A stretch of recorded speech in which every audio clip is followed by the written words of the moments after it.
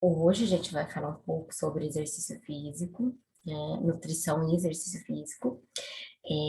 Para os alunos que estão no Psicom, não vai precisar fazer atividade, que eu deixarei no final, a atividade do final para quem não vai participar, tá? A aula é para todos, como vocês já sabem. Qualquer dúvida, estou à disposição. A semana que vem teremos aula presencial até o momento, né? E vocês poderão tirar as dúvidas que tiver.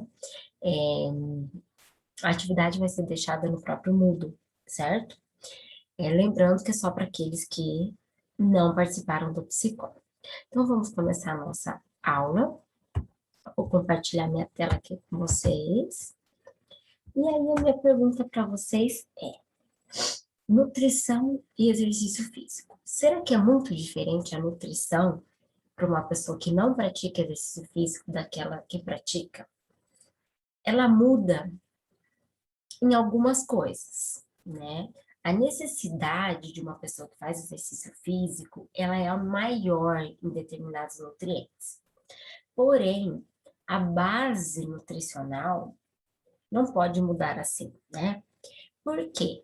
Antes de sermos nutricionistas, nós temos uma responsabilidade com a saúde. Então, eu não quero que o praticante de exercício físico seja praticante de exercício físico e não seja saudável.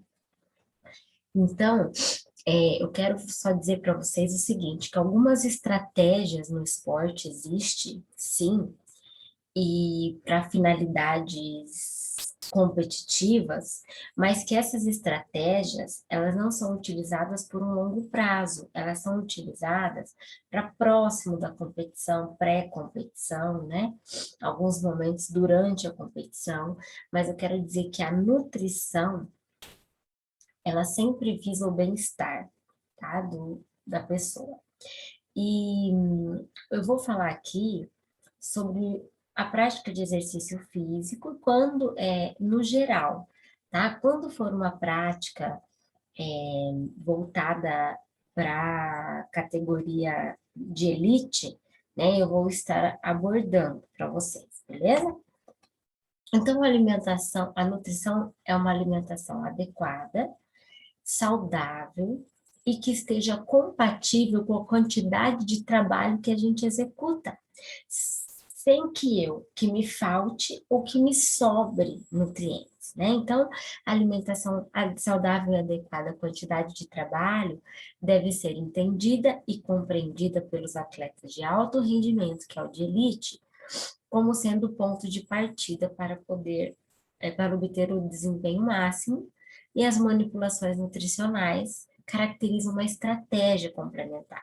Então, assim, uma alimentação adequada, a quantidade de exercício físico que a gente desempenha, ela é o ponto de partida, né, para que o atleta de elite tenha, ou não também, né, tenha pontos positivos.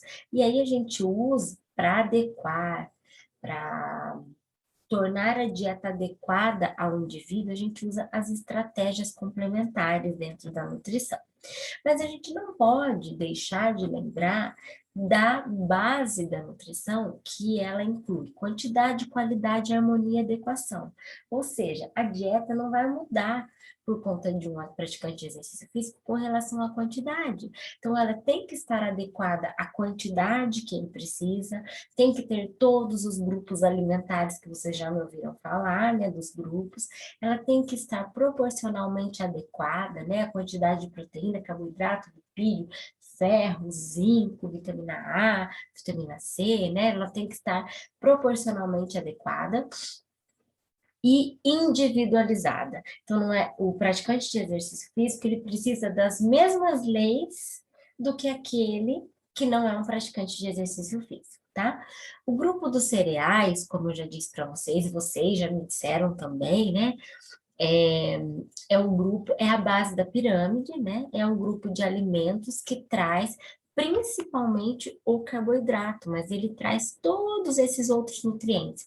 É importante a gente pensar assim, o arroz não tem só carboidrato, ele tem outras vitaminas, minerais, ele não é fonte dessas vitaminas, desses minerais, ele é fonte de carboidrato, mas de vários nutrientes a gente encontra no grupo, nos alimentos que a gente chama de cereais.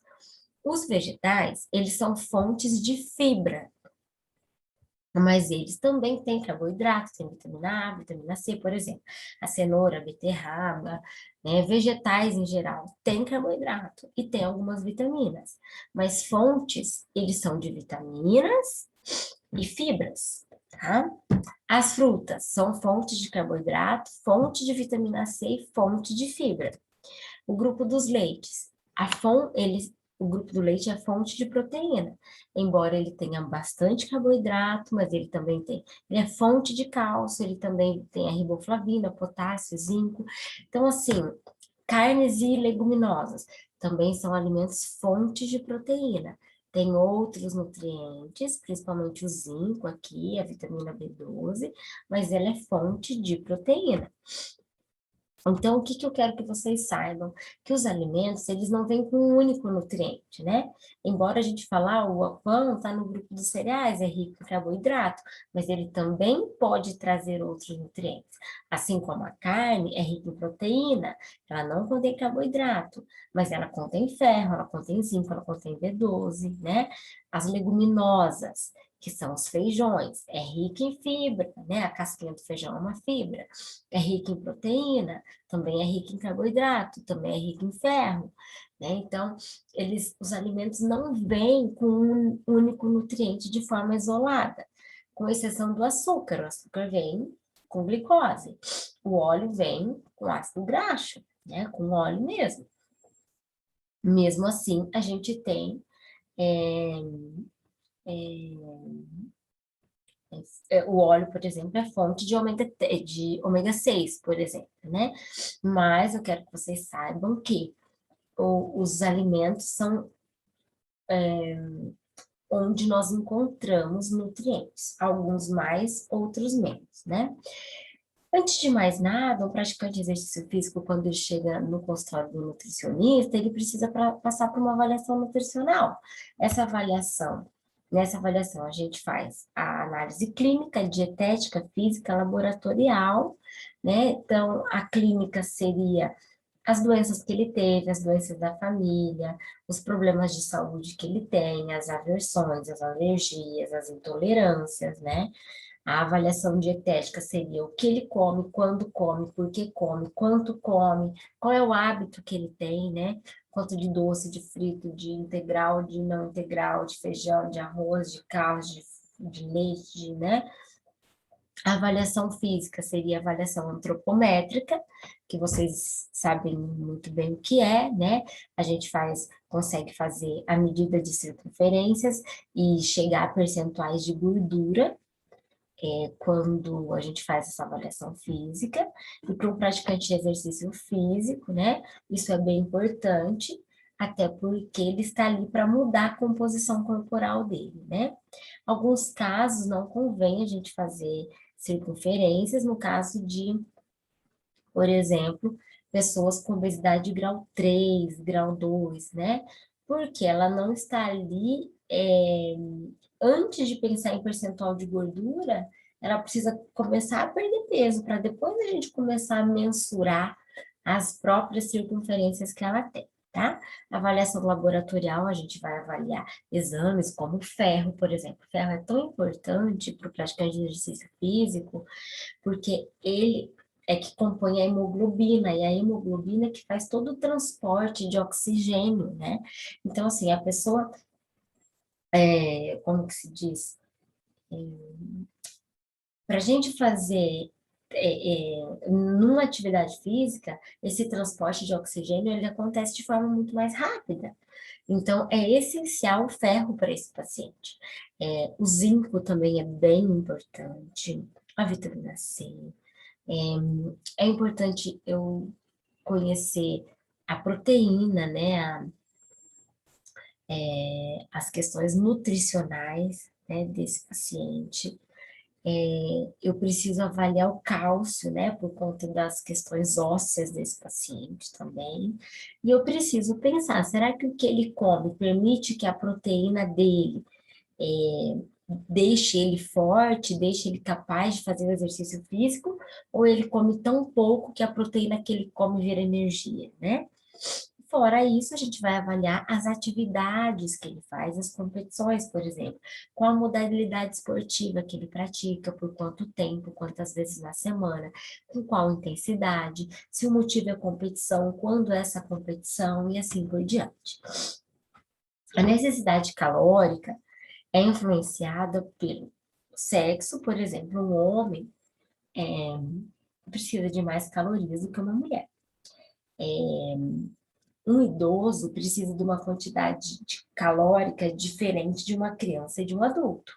O peso, quanto maior é o peso, maior é a necessidade de energia dessa pessoa, né? A composição corporal dela, quantos por cento ela tem de gordura, quantos por cento ela tem de músculo, isso tudo também vai influenciar na necessidade de energia. Por exemplo, pessoas quanto mais musculosas elas são, maior é o tecido ativo, então melhor é o metabolismo, então mais elas podem comer. Por isso que atletas e praticantes de exercícios físicos, eles podem comer uma quantidade muito maior do que quem não pratica, porque o metabolismo deles é mais acelerado, tá? O próprio condicionamento físico faz também uma necessidade aumentada de calorias, e a fase de treinamento, né? Se é um competição, se é treino, se essa refeição é uma refeição pré-treino, pós-treino, existe diferença, né? Eu posso dar muita caloria antes do treino?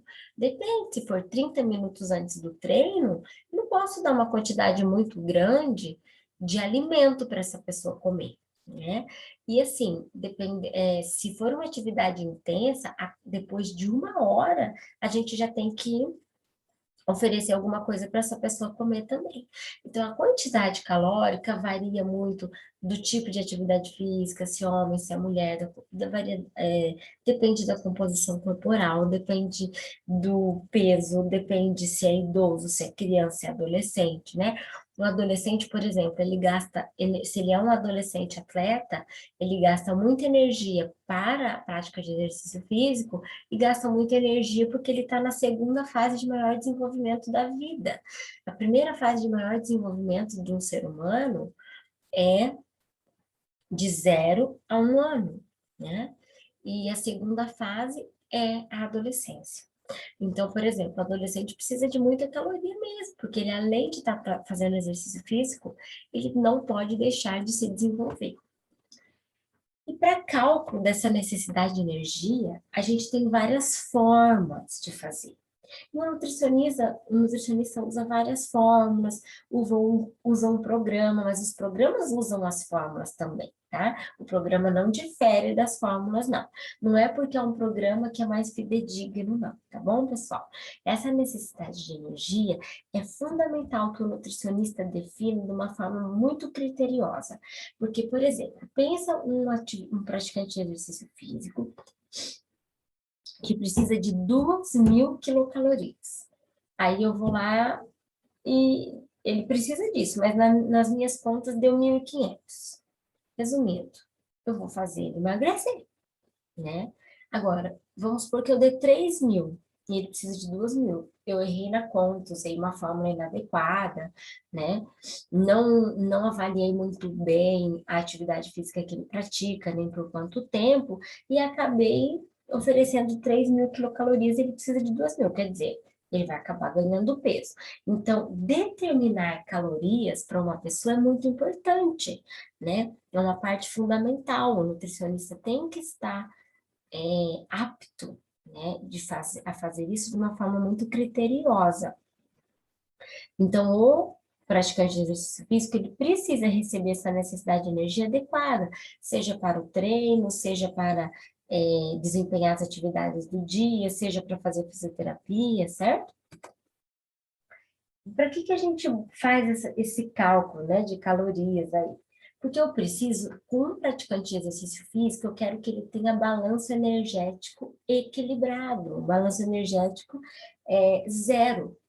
Ou seja, se ele pratica exercício físico assiduamente, muito provavelmente ele tem um peso adequado e ele tem uma composição corporal adequada.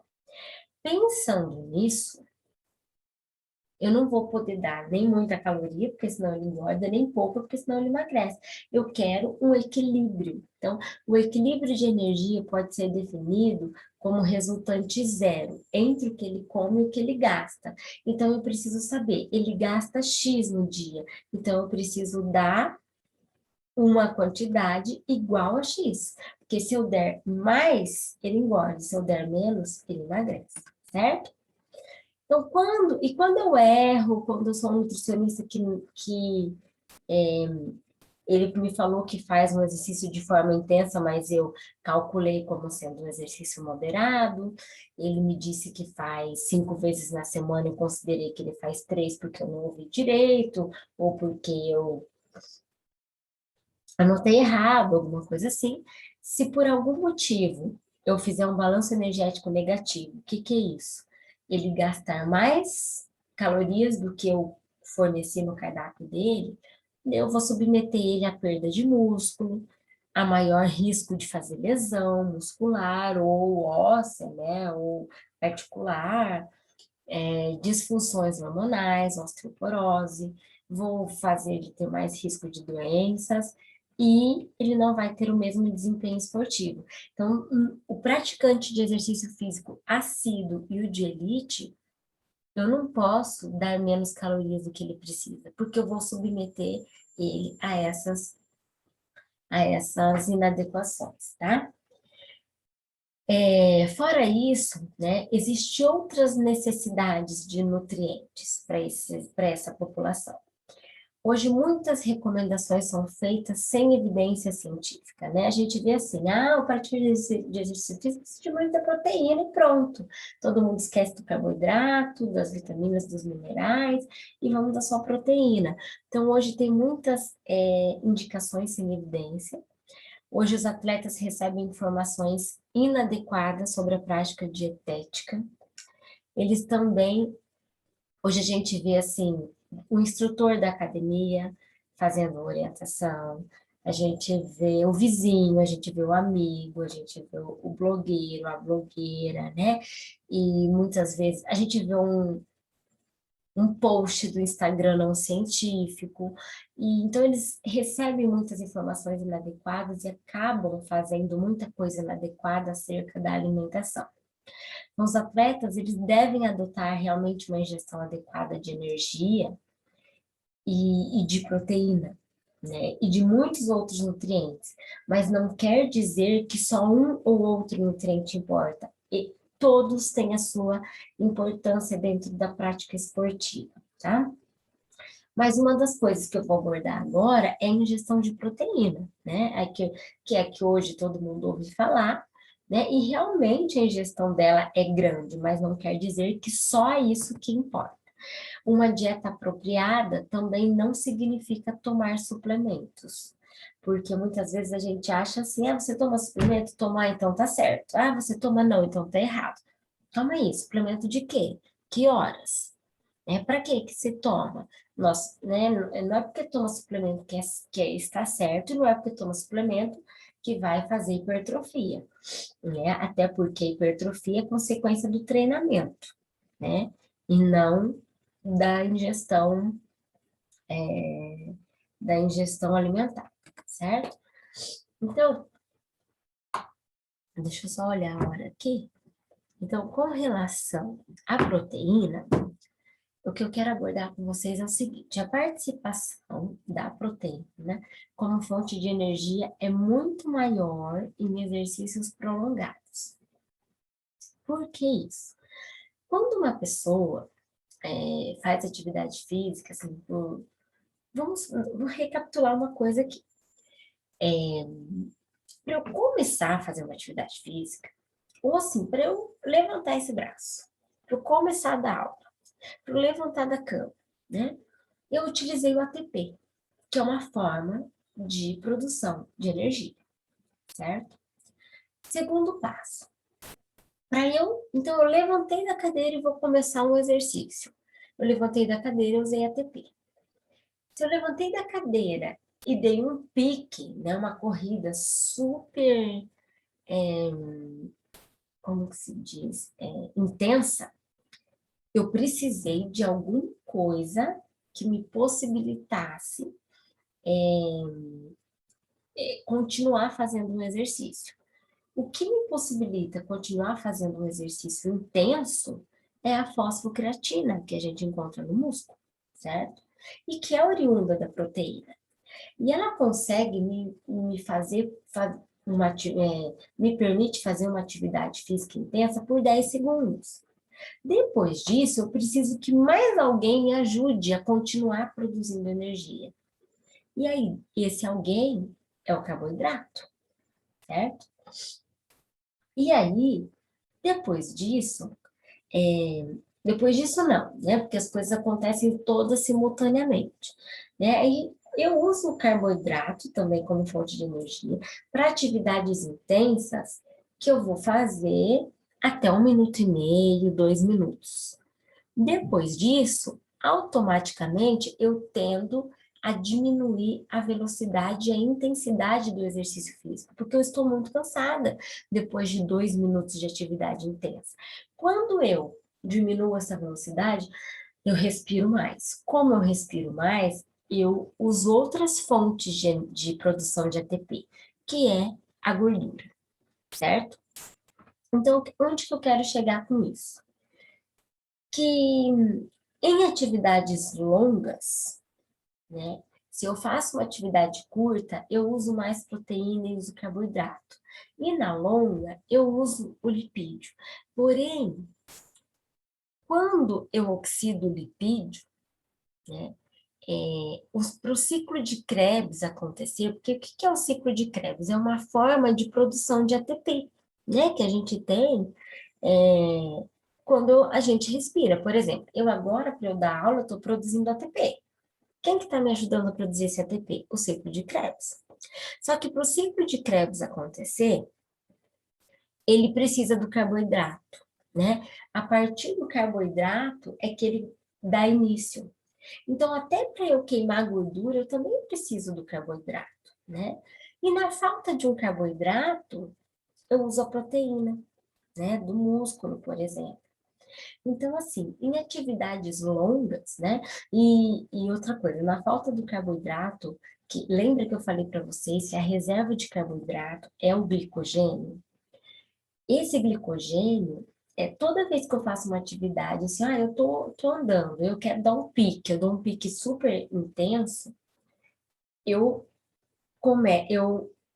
uso carboidrato, né, nesse momento, para fazer uma produção de energia rápida. E à medida que eu vou deixando a atividade mais moderada, aí eu vou usando o lipídio. E esse carboidrato eu vou tirando do glicogênio que eu tenho em estoque. Só que esse glicogênio é limitado, eu não tenho um estoque infinito de glicogênio. Então, à medida que o meu glicogênio vai terminando, eu vou usando proteína, porque daí a proteína vai virar carboidrato para que o ciclo de Krebs aconteça e eu uso o lipídio. Então, resumindo, em atividades longas, eu uso proteína como fonte de energia. Então, eu não posso usar proteína só, consumir proteína só porque eu faço musculação. Ela é importante também para atividade prolongada, tá? Ela contribui para a manutenção da glicose sanguínea, porque quando a glicose sanguínea é baixa, quando eu faço uma dieta com pouco carboidrato, quem vai virar glicose para manter a minha glicose sanguínea é a proteína, tá? Então, ela é capaz de fazer gliconeogênese.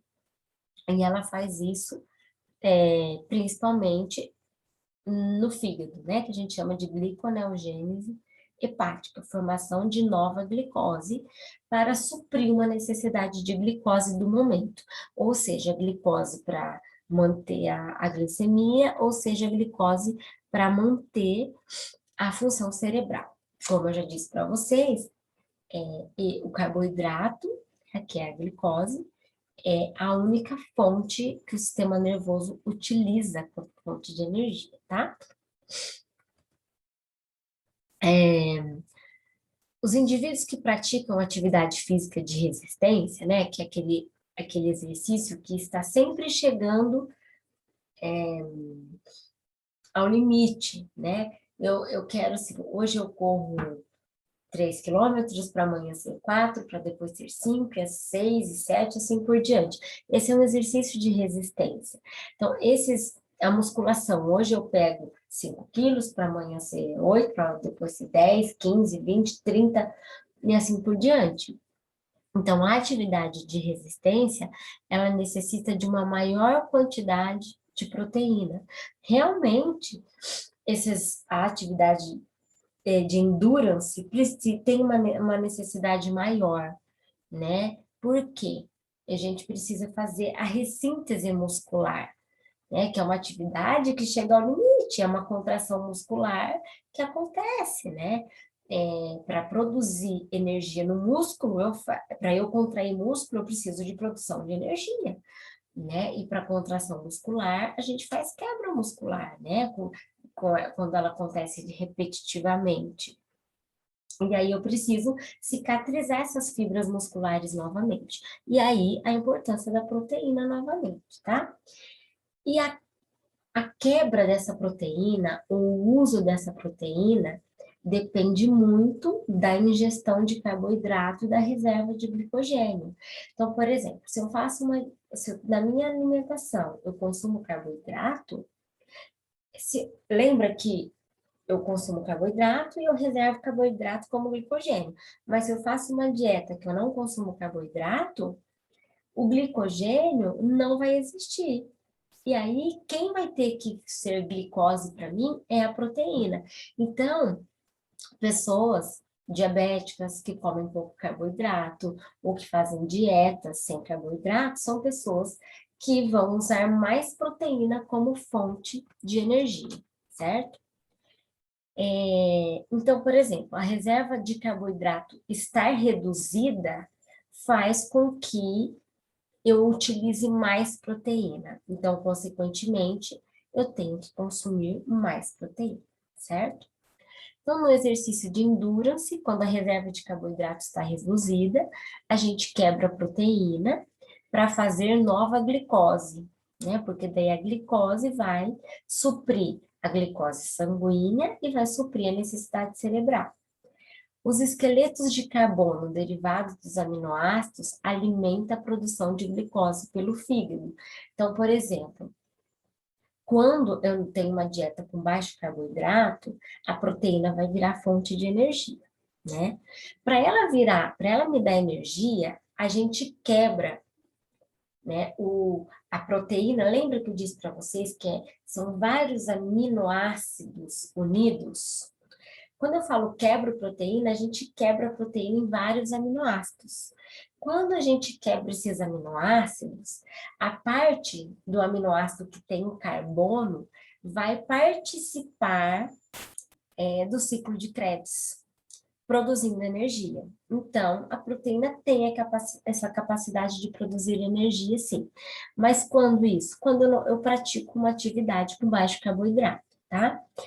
E a quebra proteica aumentada reflete a tentativa do corpo em manter a glicose sanguínea, manter a glicose, a concentração de glicose no sangue. Por exemplo, se eu tenho uma baixa de injeção de carboidrato, quem que vai manter minha glicose sanguínea em níveis adequados? A proteína. Então, a dieta com baixo carboidrato, a dieta low carb, a dieta cetogênica, né? São dietas que fazem com que eu necessite de maior proteína mesmo, né?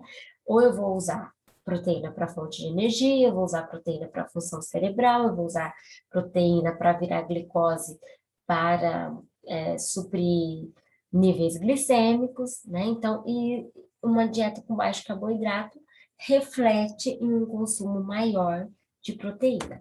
Não que isso seja adequado, né? A proteína tem a capacidade de fazer gliconeogênese e ela tem capacidade de me dar energia, mas eu posso ter energia usando o próprio carboidrato, tá?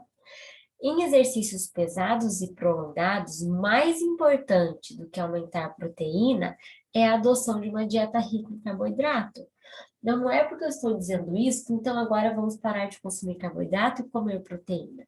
Porque, na verdade, o carboidrato, ele permite, ele é a maior fonte de energia para a gente fazer atividade intensa.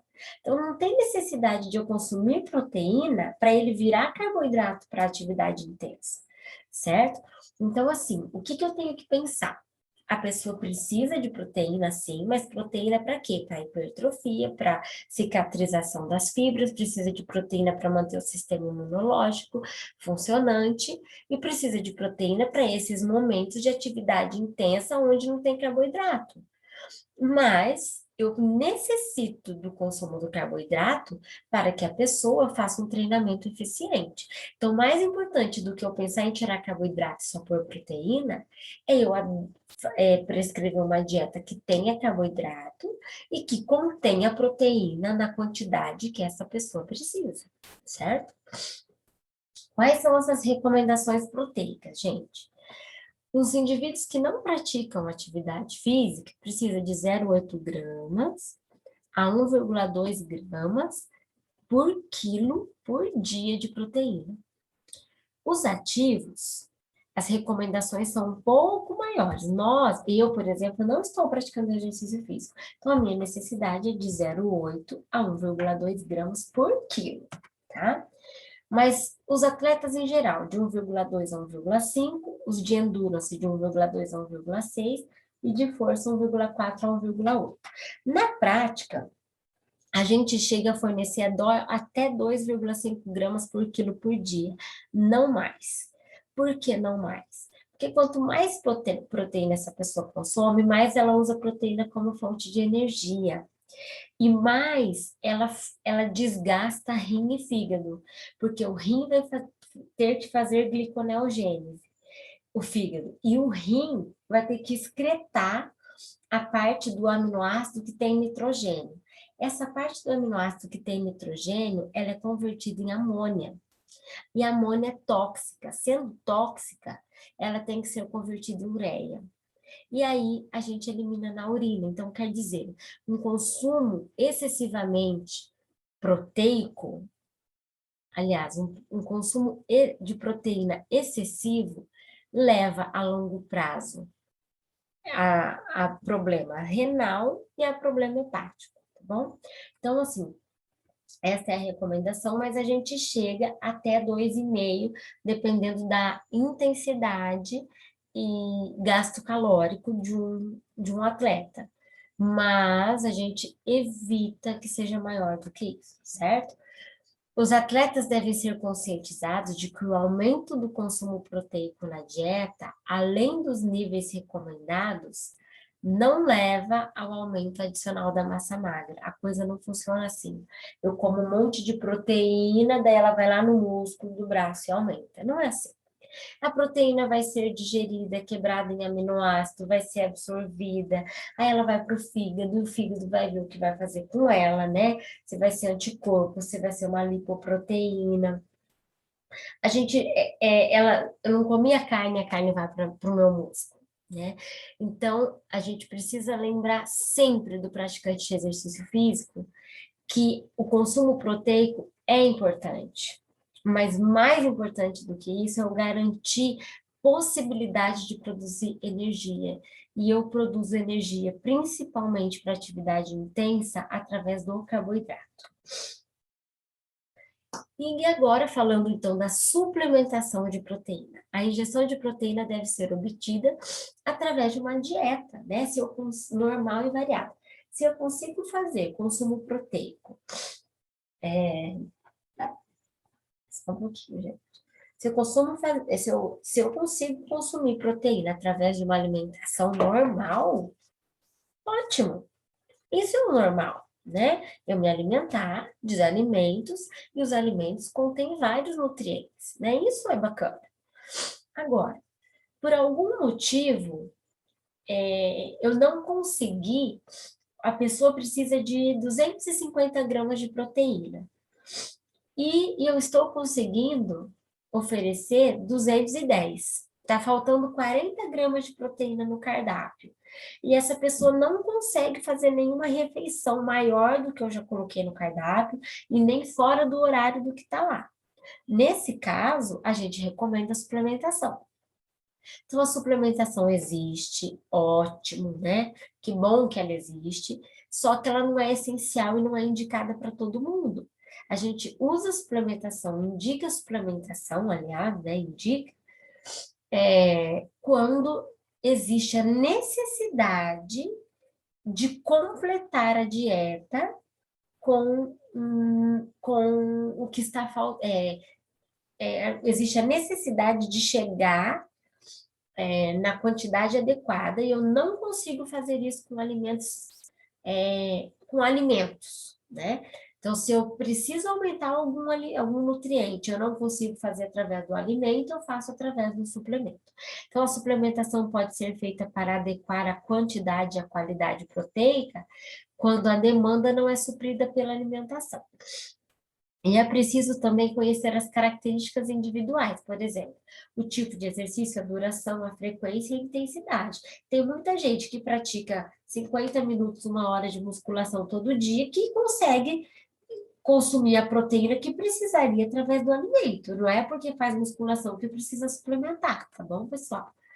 O uso de suplementos contendo proteína deve estar de acordo com a ingestão proteica total. Então, é isso que eu falei. O nutricionista calculou e a gente chegou numa quantidade total de proteína para essa pessoa de 250. Eu preciso que ela consuma 250. Mas com os alimentos, eu estou chegando a 220. 30 gramas eu vou dar através de suplemento, então, se não é possível com o alimento. Ela nunca vai além, por exemplo, se eu calculei e cheguei a 250, eu não vou dar 300. Pelo cálculo do nutricionista, a gente vai fazer um cardápio que chegue à necessidade, não que ultrapasse a necessidade. Porque para o cálculo da necessidade, eu já considerei o treino, a intensidade, e quantas vezes por semana, né? Já considerei a característica da pessoa, certo? Então, a ingestão proteica, após o exercício físico de hipertrofia, ela favorece o aumento de massa muscular. Por quê? Porque ela vai cicatrizar as fibras musculares. Só que isso acontece quando combinado com a ingestão de carboidrato. Por quê? Vamos pensar, gente. No final de um exercício físico, a nossa glicemia está alta ou ela está mais perto do baixo? Com certeza mais perto do baixo. Por quê? Para eu produzir ATP, eu captei a glicose sanguínea, né? E para converter em energia. Então, a minha glicose sanguínea está baixa, tanto que diabéticos a gente recomenda que faça exercício físico. Para quê? Para ajudar no controle da glicose, da glicemia. Então, a glicose de uma pessoa que terminou o exercício físico, ela tende a estar mais próximo do baixo do que alta. Então, após o exercício físico, o que é a necessidade fisiológica? Qual é? Repor glicemia, né? Adequar, não é repor, adequar a glicemia. Com que eu reponho glicose? Com carboidrato. Depois de eu adequar a glicose da pessoa, tanto para níveis glicêmicos, tanto para necessidade cerebral, porque sem glicose o cérebro não vai funcionar, eu vou desmaiar, né? Então, suprindo isso, aí o meu organismo vai pensar em cicatrização. Porque no momento, a necessidade fisiológica é manter a pessoa viva, né? Então, entre fazer hipertrofia e entre manter glicose sanguínea, a prioridade é a glicose sanguínea, né? Depois do exercício físico. Então, por isso que depois do exercício é importante carboidrato e proteína. E não só proteína, como todo mundo pensa. A hipertrofia só vai acontecer, gente, depois que a necessidade de glicose foi suprida. Então, após o exercício de hipertrofia, é recomendado 10 gramas de proteína e 20 de carboidratos. E esse consumo deve estar de acordo com a ingestão de proteína e de calorias do dia, né? Então, o nutricionista vai adequar isso dentro do que ele já calculou. E o aumento de massa muscular, como eu já disse, é uma consequência do treino, né? Então, eu faço tudo isso e treino, porque se eu fizer tudo isso no treino, não existe massa muscular que aumente, né? Vocês, como fisioterapeutas, sabem muito melhor do que eu disso, né? Não é o que eu consumo que vai aumentar o meu músculo, não é a proteína em exagero que vai aumentar, é a proteína na quantidade adequada, com carboidrato na quantidade adequada, com lipídio na quantidade adequada, né? E treinando, porque se eu não treinar, que hipertrofia que eu vou fazer, certo? Então, pessoal, para não ficar assim muito cansativo, né, a nossa aula, porque eu entendo que a nutrição esportiva, ela é complexa, né? Embora eu não quero que vocês saiam daqui nutricionistas esportivos, né? Mas nós vamos encerrar aqui. E aí, na próxima aula, a gente vai terminar, né? Vou falar do carboidrato, do lipídio, da água, né? Para o praticante de exercício físico, tá bom?